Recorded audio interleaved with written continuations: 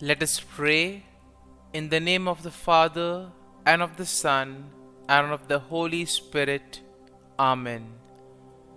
O Jesus, through the Immaculate Heart of Mary, I offer you my prayers, works, joys, and sufferings on this day for all the intentions of your Sacred Heart, in union with the holy sacrifice of the Mass throughout the world, in reparation for my sins, for the intentions of all my relatives and friends, and in particular for the intentions of the Holy Father.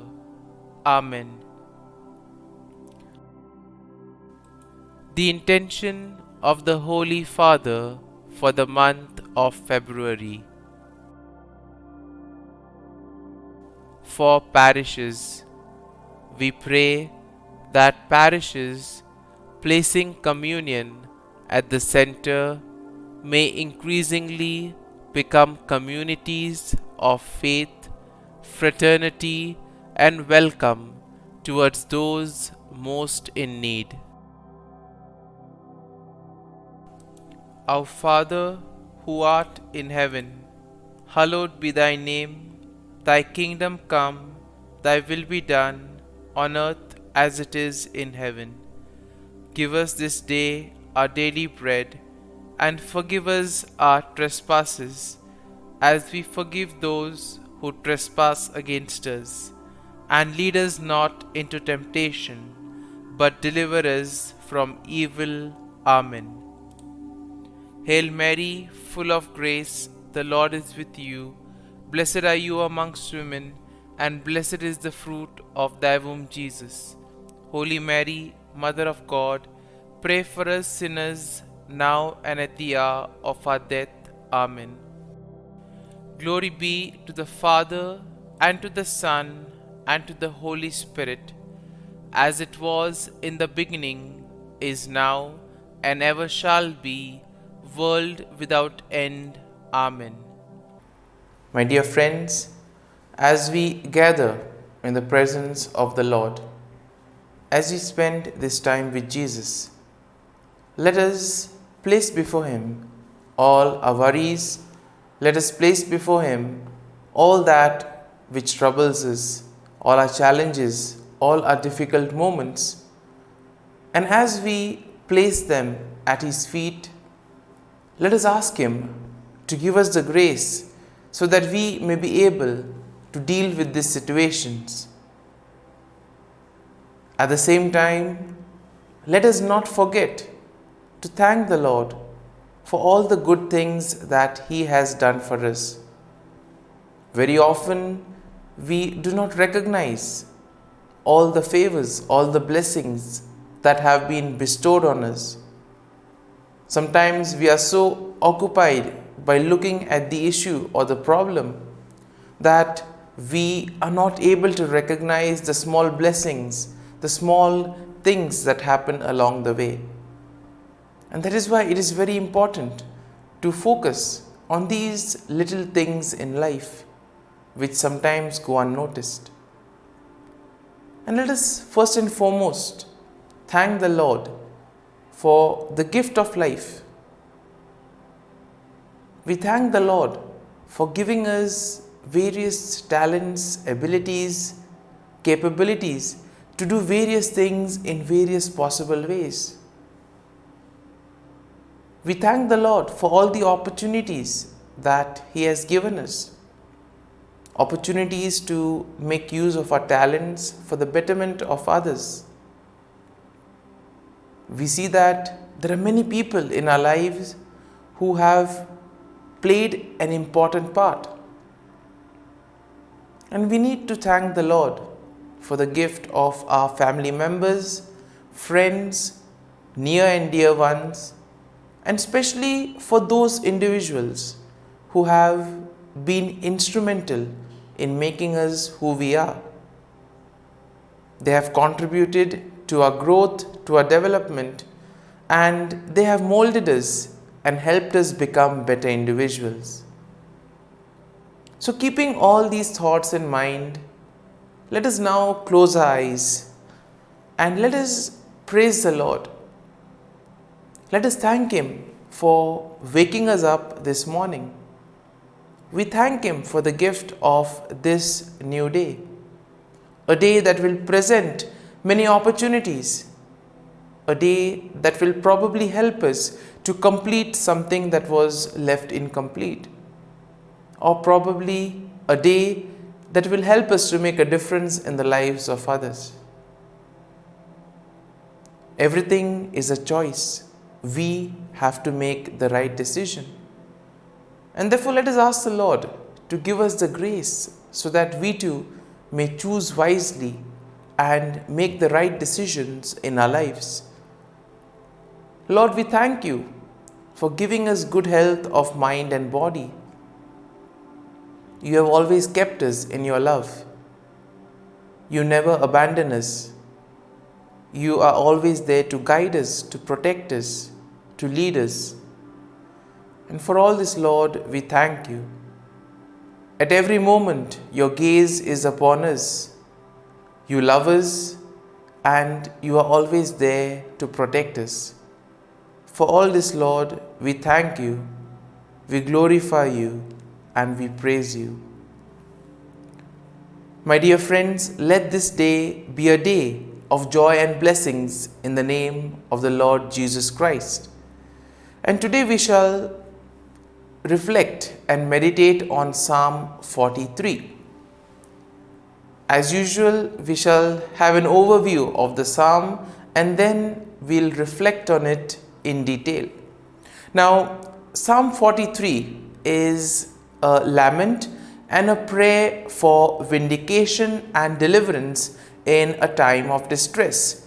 And here we see that the psalmist will express his deep longing for God's presence, and at the same time he seeks the help of the Lord in overcoming his enemies.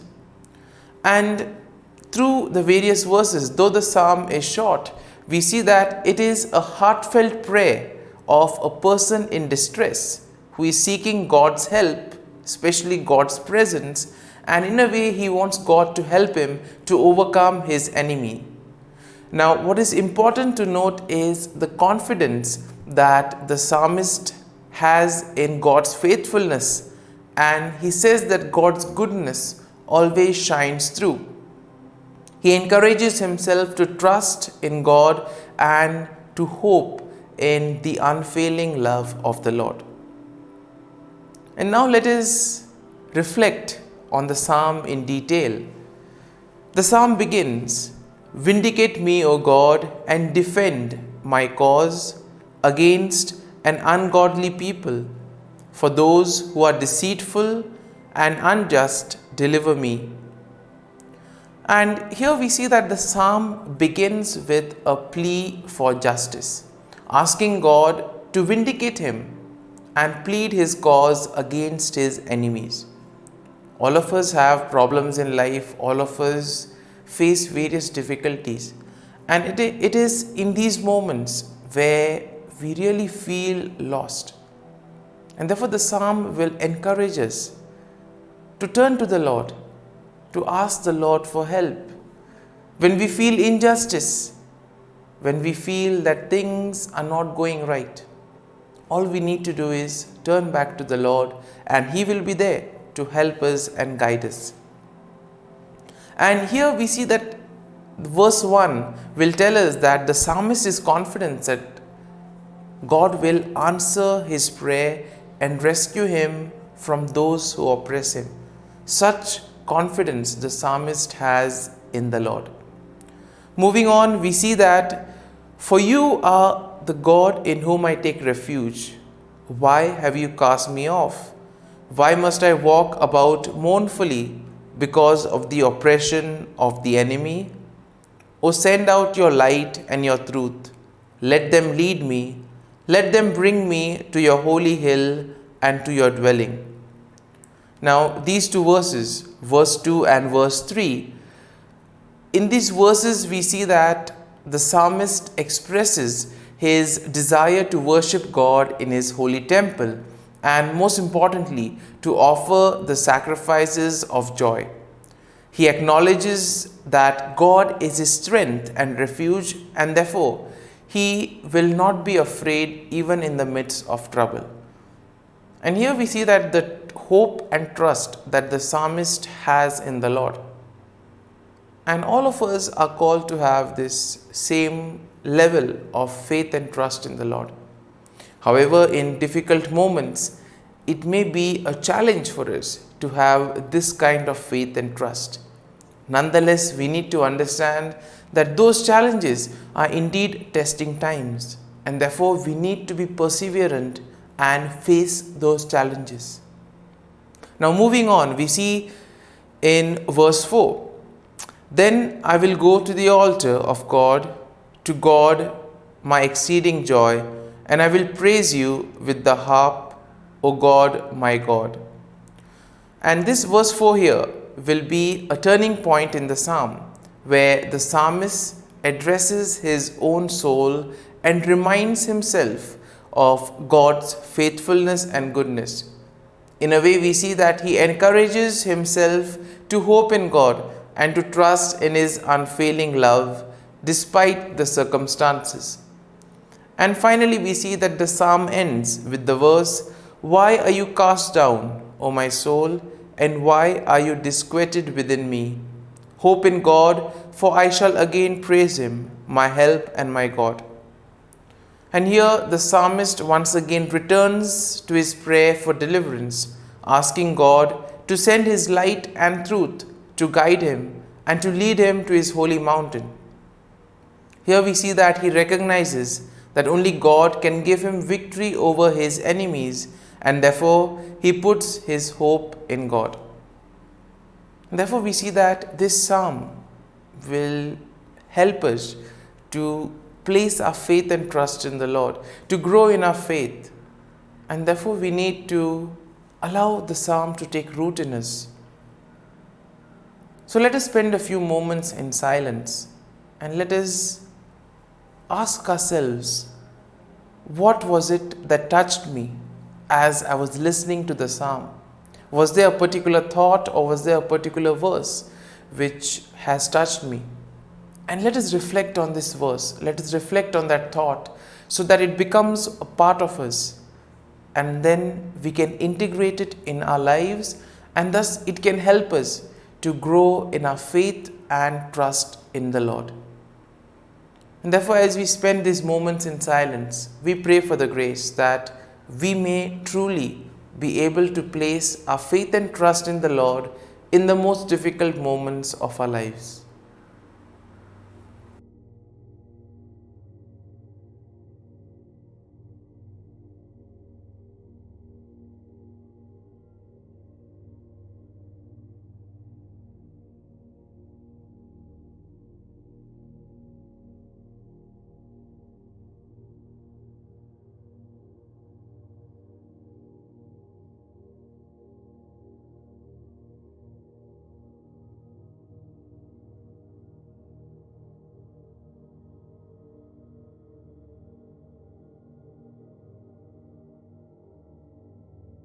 Prayer to Saint Michael the Archangel for protection.